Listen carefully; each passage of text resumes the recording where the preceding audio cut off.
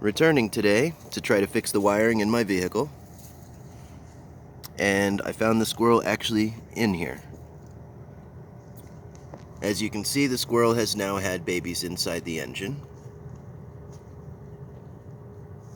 There's the little babies now. I'm not sure what to do at this point. I definitely need to get them out of here safely so that they're not harmed or sick or injured in any way.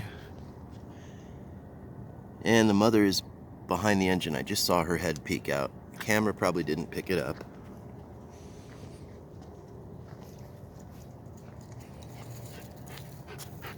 So, not sure what to do.